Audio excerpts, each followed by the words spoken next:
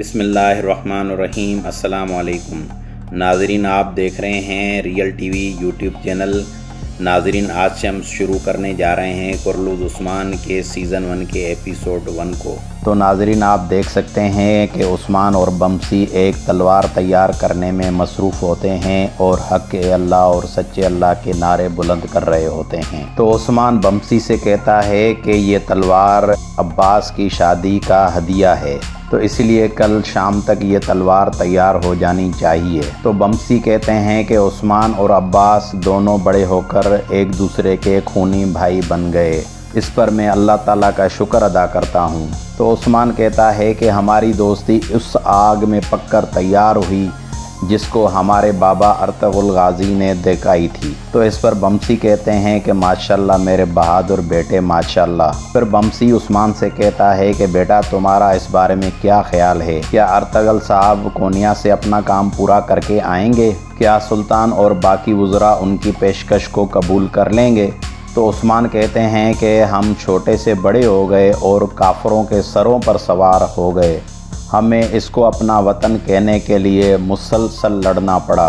अब वो जो पौधा लगाया था उसको दरख्त बनने का वक्त है। तो उस्मान कहता है कि हमारे बहादुर जंगजू और औरतें इस दरख्त की छाँव में अपनी एक नई सल्तनत कायम करेंगी और तमाम दुश्मनों को हम इस आग का ईंधन बनाएंगे। कोनिया से जो भी खबर आती है हम उसको कबूल करेंगे और हम अपने वालिद अर्तुग़रुल गाज़ी का परचम कभी भी गिरने नहीं देंगे। तो उस्मान कहता है कि या अल्लाह, तुम मेरे गवाह रहना, सारी दुनिया में इस परचम को लहराने में मैं और मेरी औलाद अपनी जान बाजी एक कर देंगे। ये सुनकर बमसी कहते हैं कि अब अर्तुग़रुल का बोया हुआ बीज अभी दरख्त बनने के लिए तैयार है। इस पर बमसी और उस्मान दोनों आपस में गले मिलते हैं। अगले सीन में आप देखेंगे कि दुमदार की बीवी उसके ज़ख़म को दवा लगा रही होती है। तो दुमदार कहता है कि मेरे वालिद सुलेमान शाह को भी यही मर्ज़ था। अब जबकि अर्तुग़रुल की मैंने अमानत उठाई हुई है तो ये मर्ज़ मेरे लिए बड़ी रुकावट बन चुका है।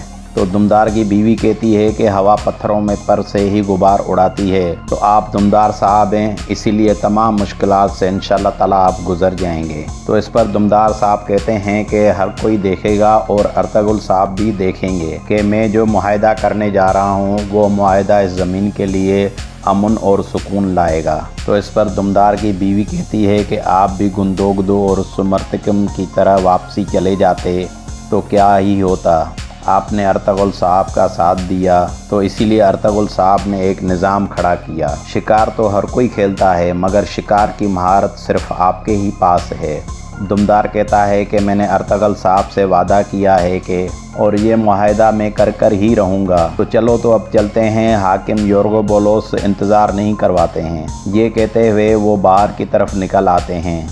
दूसरी तरफ आप देखेंगे बमसी का बेटा अपने वालिद से कहता है कि बाबा चले जाने से पहले मैं आपसे खैर की दुआ करवाना चाहता हूँ। तो बमसी कहता है कि बेटा, तुम्हारे बाप की दुआ हर वक्त तुम्हारे साथ है मगर काफिरों पर ज़्यादा एतमाद नहीं किया जा सकता, तो इसीलिए अपनी आंखें अच्छी तरीके से खुली रखना। तो अब्बास कहता है कि आप बिल्कुल ही फ़िक्र ना करें बाबा, मैं काई कबीले के जंगजू जवानों के अमीर बमसी का बेटा हूँ, इसीलिए जो भी मेरे सामने दुश्मन आएगा वो समझ ले कि इंशाल्लाह वो हार जाएगा। तो बमसी कहता है कि बेटा ठीक है, तुम भी ये जान लो कि सिर्फ बहादुरी ही हिफाजत के लिए काफ़ी नहीं है, तो एहतियात भी लाजमी करना पड़ता है, तो इसीलिए बुज़दिलों के आने का एहसास होना ज़रूरी है। अब्बास पूछता है कि बाबा, बुज़दिलों के आने का एहसास कैसे होता है? तो बमसी कहते हैं कि बहादुर सरदार को इसका एहसास ज़रूर हो जाता है। जो बहादुर अपनी आंखें खुली रखता है और सोता नहीं है उसे ही इसका एहसास होता है। अगर जागता सरदार चाहे सो भी रहा हो तो उसे बुज़दिलों के आने का पता पड़ ही जाता है। तो अब्बास कहता है कि बाबा, लगता है कि आप अर्तुग़रुल साहब के लिए उदास हैं। तो बमसी कहता है कि बेटा, आंखें जिसे देखती ना हों तो आंखें उसी के लिए ही उदास होती हैं, मगर मैं अर्तुग़रुल साहब को उस्मान में ही देखता हूँ। फिर बमसी खड़े होकर अब्बास से कहता है कि जैसे मैं अर्तुग़रुल साहब के खड़ा होता हूँ इसी तरह तुम भी उस्मान साहब के साथ खड़े रहना। अगले सीन में अब्बास की मंगेतर उसे कहती है कि क्या ऐसा हो सकता है कि तुम ना जाओ? आज शाम में हमारी मेहंदी है, तैयारियां हो रही हैं, کاش کہ تم بھی ہمارے خیمے میں ہوتے۔ تو عباس کہتا ہے کہ تم نہیں جانتی کہ سپاہی کا فرض ہر چیز سے بڑھ کر ہوتا ہے، اور میں عثمان صاحب کو اکیلا نہیں چھوڑ سکتا۔ تم بس ہمارے لیے دعا کرنا، ہم انشاءاللہ جلدی جائیں اور خیر و خیریت سے واپسی آ جائیں۔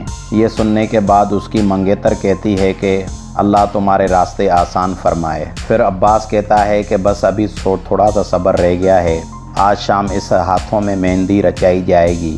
دوسری طرف دمدار اپنے بیٹے سے پوچھتا ہے کہ یہ سب کیا ہے بیٹا؟ تو اس کا بیٹا کہتا ہے کہ ابا جان، یہ تلواریں حاکم کو ہدیہ کرنے والی ہیں۔ تو دمدار عثمان سے کہتا ہے کہ بیٹا، جب تلوار کا نام آتا ہے تو سارا ذہن تمہاری طرف ہی جاتا ہے۔ اب دیکھتے ہیں کہ حاکم دوست کو یہ ہمارا ہدیہ پسند آئے گا کہ نہیں۔ عثمان تلوار کو اٹھاتا ہے اور دیکھتے ہوئے کہتا ہے کہ ہم اس کے لیے وہ تلواریں لے کر جائیں گے جو ہمارے ہاتھوں میں تھامی ہوئی ہوں گی، اور جن سے اس کے قلعے پر ہم حملہ کریں گے، اور وہی ہدیہ ہوں گی، تو اسی لیے وہ کیوں خوش نہیں ہوگا دمدار صاحب۔ تو یہ سن کر دمدار غصے سے عثمان کی طرف بڑھتا ہے، مگر بمسی صاحب سامنے آ جاتا ہے اور کہتا ہے کہ دمدار صاحب، میں بھی آپ کے ساتھ جانا چاہتا ہوں۔ تو یہاں پر دمدار کہتا ہے کہ بمسی، تم ہمارا ہاتھ بن کر اس قبیلے میں رہو، یہاں کی تیاریاں دیکھیں اور قبیلے کا پورا نظام آپ سنبھالیں۔ تو بمسی کہتا ہے کہ ٹھیک ہے دمدار صاحب، جیسی آپ کی مرضی۔ پھر دمدار تمام سپاہیوں کو کہتا ہے کہ چلنے کے لیے تیار ہو جاؤ۔ اس پر دمدار اور باقی سپاہی گھوڑوں پر سوار ہو کر چلے جاتے ہیں۔ تو اگلے سین میں حاکم کو دکھایا جاتا ہے جو تجارتی معاملات میں اپنے وزیر سے بات چیت کر رہا ہوتا ہے۔ میں نے ارطغرل صاحب سے اس معاہدے کا بیج بونے کی تمام کوششیں کی، مگر اب اس کا بھائی دمدار صاحب اس معاہدے کو جلد از جلد انجام تک پہنچانا چاہتا ہے۔ تو وزیر کہتا ہے کہ وہ بالکل ایسا ہی چاہے گا، کیونکہ وہ اس معاہدے کے ذریعے سب کو اپنی طاقت دکھانا چاہتا ہے۔ پھر ایک خاتون اندر داخل ہوئے کہتی ہے کہ یہ کڑا میری خاوند کی حفاظت کرے گا۔ پھر وہ کڑا حاکم کے کندھے پر لگا دیتی ہے۔ تو پھر وہ حاکم کہتا ہے کہ میں سب سے بڑا جنگجو کماندار کالانوس ہوں، اسی لیے تم میرے بارے میں فکر مند مت ہوا کرو، میرا وزیر میری حفاظت کرے گا۔ اس کے بعد ایک سپاہی اندر آتا ہے اور کہتا ہے کہ جناب کائی والے آ گئے ہیں۔ پھر وہ کمانڈر کالانوس باہر آ جاتا ہے اور کائیوں کے لیے قلعے کا دروازہ کھول دیا جاتا ہے۔ سب کائیوں کو خوش آمدید کہتے ہیں۔ پھر کمانڈر دمدار صاحب سے گلے ملتا ہے اور اسے خوش آمدید کہتا ہے۔ پھر ملکہ صوفیہ تمام کائی کی خواتین کو خوش آمدید کہتی ہے۔ پھر دوسری جانب ایک شخص لوہے سے لوہا بجاتا ہے اور کہتا ہے کہ اب ہمارا ناٹک شروع ہوگا۔ سب لوگ حیران ہو کر اس کی طرف دیکھنے لگتے ہیں۔ وہ شخص کائیوں سے صلح کی بات کر رہا ہوتا ہے اور دمدار صاحب کے اس فیصلے کو سراہتا ہے اور ارطغرل صاحب کی بہادری کی بھی تعریفیں کر رہا ہوتا ہے۔ پھر عثمان تمام لوگوں کے درمیان سے نکل کر آگے آ جاتا ہے، تو سامنے اسٹیج پر کھڑے ہو کے کہتا ہے کہ آپ سب لوگ یہ جان لیں کہ ارطغرل غازی کی اولاد کی دوستی فائدہ مند اور دشمنی نقصان دہ ہوتی ہے۔ اسی دوران ایک شخص عثمان پر حملہ کرنے کی کوشش کرتا ہے اور عثمان اسے دیکھ لیتا ہے اور اس کا حملہ ناکام بنا دیتا ہے۔ پھر عثمان بھی اپنا تیر چلا کر اس شخص کو نیچے گرا دیتا ہے۔ تو تمام لوگ حاکم کے ارد گرد جمع ہو جاتے ہیں اور کہتے ہیں کہ حاکم کی حفاظت کرو۔ تو حاکم مسلسل کہہ رہا ہوتا ہے کہ یہ غداری ہے۔ تو دمدار حاکم سے کہتا ہے کہ یہ تمہارا ہی قلعہ ہے، تو اسے غداری کیسے کہا جا سکتا ہے؟ عثمان اس حملہ کرنے والے شخص کو پکڑ لیتا ہے اور اسے کہتا ہے کہ بتاؤ کہ تم کس کے کتے ہو، مگر اس کے بولنے سے پہلے ایک شخص اسے تیر مار کر اسے ہلاک کر دیتا ہے۔ یہ دیکھ کر عثمان اس کے پیچھے بھاگتا ہے، مگر آگے کچھ نامعلوم شخص عثمان کو گھیر لیتے ہیں اور عثمان پر حملہ کر دیتے ہیں۔ تو عثمان بڑی بہادری سے تمام لوگوں کا خاتمہ کر دیتے ہیں۔ پھر اسی شخص کے پیچھے دوڑنا شروع کر دیتے ہیں، مگر پھر سے کچھ شخص عثمان کا راستہ روک دیتے ہیں، مگر عثمان بڑی بہادری سے انہیں بھی مار دیتا ہے۔ اتنے میں عباس اور دمدار کا بیٹا بھی وہاں پر پہنچ جاتے ہیں۔ تو عثمان ان سے پوچھتا ہے کہ کیا سب لوگ وہاں پر ٹھیک ہیں؟ تو دمدار کا بیٹا کہتا ہے کہ تمہاری وجہ سے سب لوگ ٹھیک ہیں۔ عثمان کہتا ہے کہ ان گیدڑوں کے پیچھے والوں کو تلاش کرنے سے پہلے نیند ہم پر حرام ہے۔ آج تو نہیں مگر بہت جلد ہم اپنے ہدف تک پہنچ جائیں گے۔ اگلے سین میں نظام الدین علی شار کو بتاتا ہے کہ کائی والے قلعے گئے ہوئے ان سے معاہدہ کرنے کے لیے۔ یہ سن کر علی شار کہتا ہے کہ تمہارا کیا خیال ہے، کیا حاکم ان کی شرائط قبول کرے گا؟ نظام الدین کہتا ہے کہ وہ تحفے ساتھ لے گئے ہیں۔ और रूमी खुशियां मनाने की तैयारियां कर चुके हैं। ये सुनने के बाद आलिशार खड़ा हो जाता है और कहता है कि इस खित्ते में लिखने वाला कलम भी मैं हूँ और लिखे जाने वाला कागज़ भी मेरा है। मेरे बगैर ये मुआहदा कोई अहमियत नहीं रखता। निज़ामुद्दीन कहता है कि ये मुआहदा नए बाज़ार की कमर तोड़ देगा। निज़ामुद्दीन कहता है कि अगर ये मुआहदा तय पा गया तो सोगोत के बाज़ार की अहमियत बढ़ जाएगी। आलिशार कहता है कि काई एक चीज़ भूल रहे हैं कि हालात मेरी मुट्ठी में हैं। दूसरी तरफ हाकिम दुमदार को कहता है कि मेरी माजरत कबूल फरमाएं। तो दुमदार कहता है कि माजरत से पहले हमारी जान लेने वालों को पकड़ें। तो हाकिम कहता है कि आप फिक्र ना करें, मैं जल्द अज जल्द उनको पकड़ लूँगा। हमें लगता है कि हमने ये मुआहदा करके किसी की दुम पर पाँव रख दिया है।